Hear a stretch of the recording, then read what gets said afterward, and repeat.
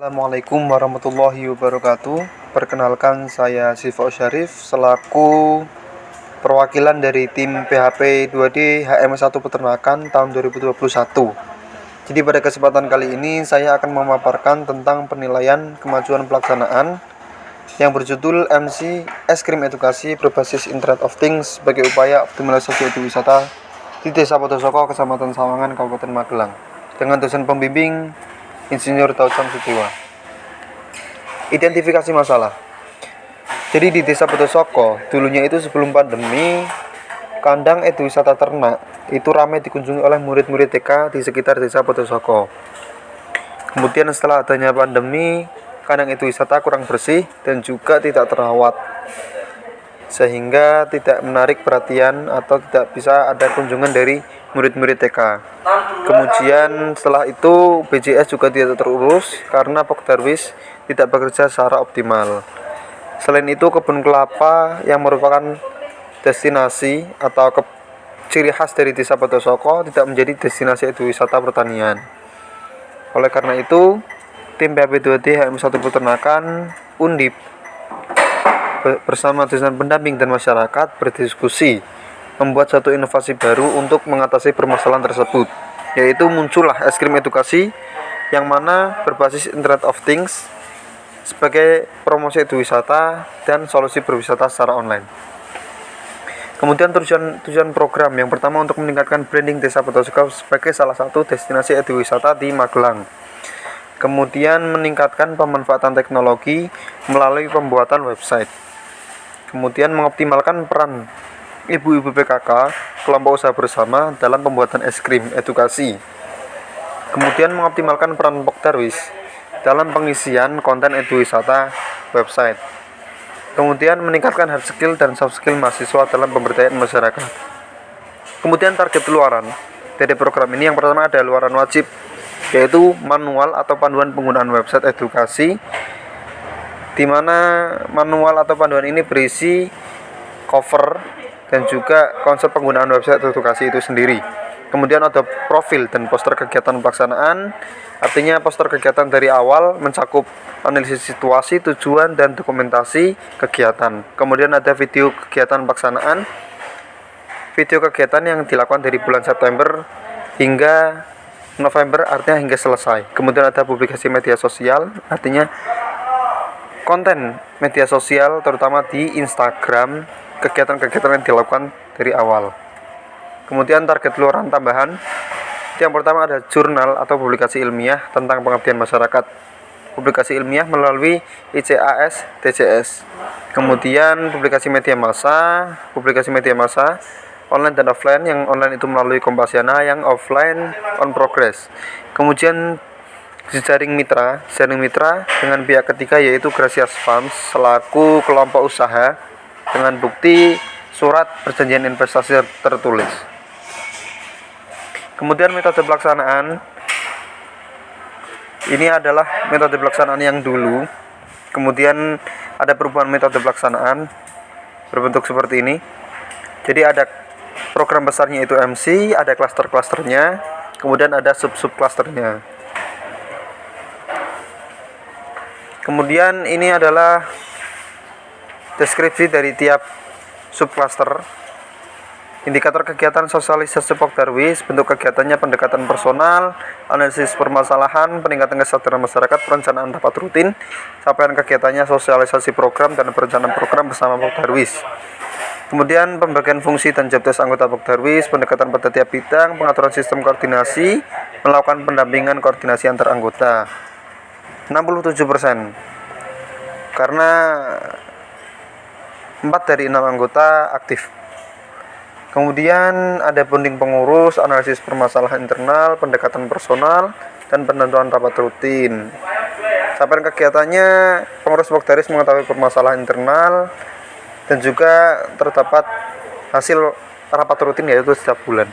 Pendampingan perencanaan program, pendampingan identifikasi masalah, perencanaan program Pokdarwis menata ekowisata, pembagian job desk masing-masing, perencanaan program pembenahan ekowisata, peluasan bidang ekowisata, yaitu peternakan, pertanian, budaya, dan kuliner.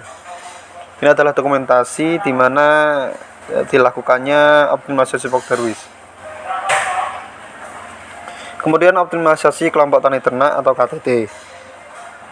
Indikator kegiatannya pendampingan administrasi bagi hasil keuntungan anggota KTT, pendampingan pertemuan rutin anggota KTT, kemudian pendampingan pembuatan formulasi pupuk cair dan pendampingan pembuatan pupuk cair, kemudian pendampingan pembuatan fermentasi pakan, dan pendampingan pembuatan produk hasil olahan limbah kelapa.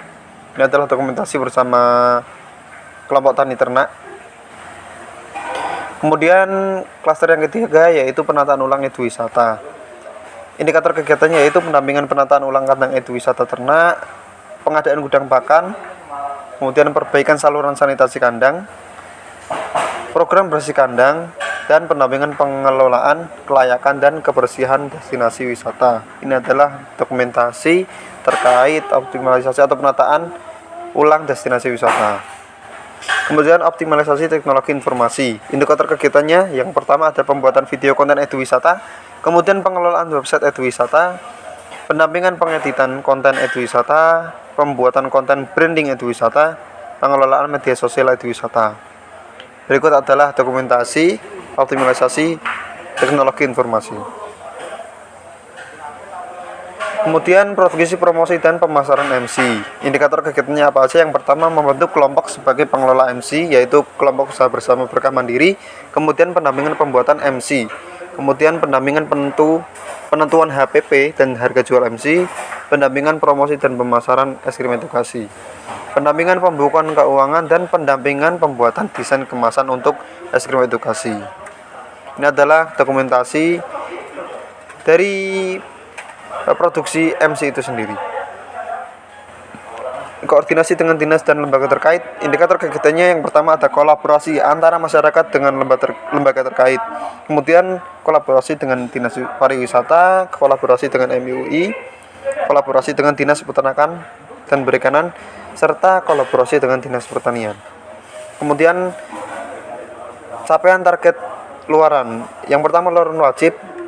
Yang pertama ada manual atau panduan penggunaan website edukasi. Progresnya yaitu masih cover dan juga konsep bahkan penggunaan website edukasi 25%. Kemudian profil dan poster kegiatan. Poster kegiatan mencakup analisis situasi, tujuan, dan dokumentasi beralur itu 100% sudah jadi. Kemudian video kegiatan dilakukan dari September hingga Oktober itu 50% karena video sudah di-tag cuma belum diedit. Kemudian publikasi media sosial, konten Instagram dari bulan Agustus hingga Oktober itu 100% udah dipost di Instagram PP2T HM1 Peternakan. Kemudian capaian target luaran tambahan. Yang pertama ada jurnal atau publikasi ilmiah tentang pengabdian masyarakat, itu sudah submit abstrak di ICAS TCS 35%. Kemudian publikasi media massa sudah tercapai 100% yang online, yaitu melalui kompasiana.com, yang offline belum tercapai. Kemudian jejaring mitra itu sudah 50% dengan bukti surat perjanjian investasi, tetapi ada beberapa tanda tangan yang belum ditandatangani. Berikut adalah dokumentasi luaran. Kemudian konversi mata kuliah ada 2, jumlahnya 6 SKS. Yang pertama manajemen penanganan limbah peternakan, kemudian penyuluhan dan pemberdayaan masyarakat peternakan. Kemudian realisasi dana bantuan, dana PAP2T termin 1 yaitu Rp31.500.000, terpakai 55% dan terpakai Rp17.320.000. Untuk protokol kesehatan, konsumsi rapat Pokdarwis dan Bumdes, pembelian mixer, pembelian cup es krim dan sendok, investasi untuk usaha es krim edukasi, penataan destinasi eduwisata peternakan dan pertanian, pelatihan target untuk Pokdarwis. Terima kasih. Wassalamualaikum warahmatullahi wabarakatuh.